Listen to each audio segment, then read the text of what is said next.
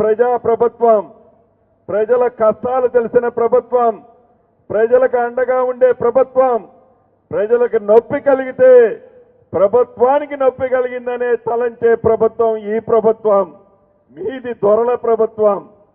దొరల ప్రభుత్వానికి ప్రజా ప్రభుత్వానికి పోలికన నక్కకి నాగవసానికి ఉన్నంత తేడా ఉంది. ఇక్కడ ఒక నిర్ణయం తీసుకోవాలి అంటే మీ దొరల్లాగా 4 గోడల మధ్య తీసుకోం.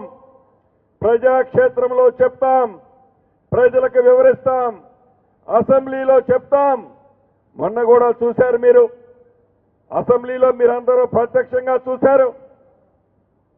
ఏమిటి అసెంబ్లీలో కృష్ణా పరివాహక నీటిని ఆంధ్రప్రదేశ్ తరలించకపోతుందన్నది అంశం.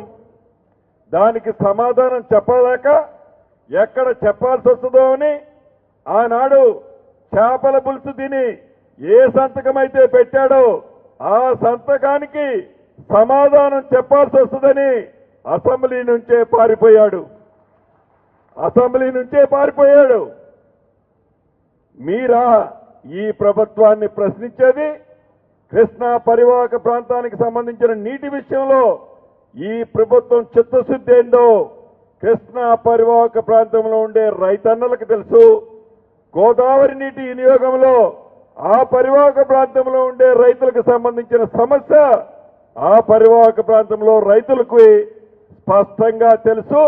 మీరు చేసిన టక్కర వేషాలు, తెలంగాణ ప్రజలు కష్టార్జితంగా కట్టిన ట్యాక్స్ డబ్బులు ఎలా కొల్లగొట్టి మీ ఖాతాల్లో జమ చేసుకున్నారో దాని ఫలితం మొన్న మీరు అనుభవిస్తున్నారో. ఇప్పుడు భవిష్యత్తులో కూడా తెలంగాణ ప్రజలు మిమ్మల్ని క్షమించరని, ఉపేక్షించరని కూడా ఈ వేదిక ద్వారా మరొక్కసారి చెప్తున్నాను. చివరగా మీకు చెప్పదలుచుకున్నది ఒక్కటే, ఇది మీరెన్నుకున్న ప్రభుత్వం, మీ దీవెళ్లతో వచ్చిన ప్రభుత్వం, మీ ఆశీర్వాదంతో గౌరవ ముఖ్యమంత్రి రేవంత్ రెడ్డి గారు కానీ, కేబినెట్ మంత్రులమైన మేము కానీ నిరంతరము దొరల పోకడ పోకుండా మీ కష్టాలలో నిరంతరము మేమందరం ఉండి కష్టాలని పరిష్కరిస్తూ నిత్యము మీ అందుబాటులో ఉండే ప్రభుత్వంలో ఉన్నవాళ్ళం. రేపు మున్సిపల్ ఎన్నికల్లో కూడా ఈ మహబూబాబాద్ జిల్లాలోని 5 మున్సిపాలిటీల్లో కూడా కాంగ్రెస్ పార్టీ అభ్యర్థుల్ని 100% గెలిపిస్తారని నాకు పూర్తి విశ్వాసము, నమ్మకము ఉంది. ఎందుకంటే ఈ మహబూబాబాద్ జిల్లా కాంగ్రెస్ కంచుకోట. ఈ కంచుకోటలో ఎవరు ఏలు పెట్టలేరు. ఇది కాంగ్రెస్ గడ్డ. ఈ గడ్డ మీద ఎవడు కూడా ఇంకొక పార్టీ వాడు కాలు మోపలేడు. కాబట్టి కాంగ్రెస్ సింహాలైన మీరందరూ ఈ రాబోయే కొద్ది రోజుల్లో ఎన్నికల షెడ్యూల్ వస్తుంది. ఇక్కడున్న 36 కౌన్సిలర్లు ఎవరైతే ఉన్నారో ఈ మహబూబాబాద్ పట్టణంలో అందరినీ అత్యధిక ఓట్ల మెజార్టీతో గెలిపించే బాధ్యత ప్రతి ఒక్క కార్యకర్త తీసుకోవాలని, తీసుకుంటాడని మనస్ఫూర్తిగా మిమ్మల్ని అభ్యర్థిస్తూ, ఇందాక వేమన్న చెప్పినట్లు నేను ఎక్కడో దూరంగా లేను. మీరు కోవని కేకేస్తే పక్కనే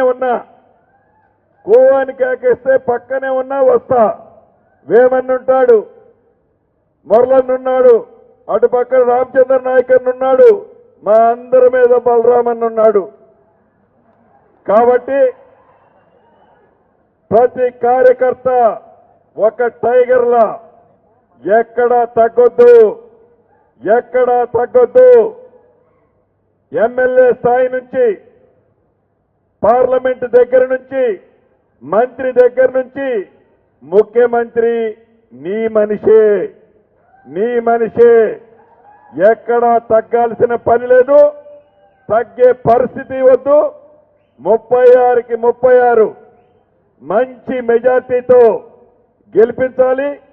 ఏవైతే ఈనాడు మనం సంక్షేమ కార్యక్రమాలు చేస్తున్నామో అభివృద్ధి కార్యక్రమాలు కూడా ఆనాటి ప్రభుత్వంలో శంకుస్థాపనలు చేయకుండా వడిగా యుద్ధ ప్రాతిపదిక మీద అది ఇన్నర్ రింగ్ రోడ్డు కానీ ఔటర్ రింగ్ రోడ్డు కానీ 2వ విడత 3వ విడత 4వ విడత ఇందిరమ్మ ఇళ్లు కానీ మంచినీరు కానీ మిగిలిన రోడ్ల వసతులు కానీ ఈ ప్రభుత్వమే పూర్తి చేస్తుందని కూడా మీ అందరికీ తెలుపుతూ మరొక్కసారి మీ అందరికీ సంక్రాంతి శుభాకాంక్షలు తెలుపుతూ మేడారంలో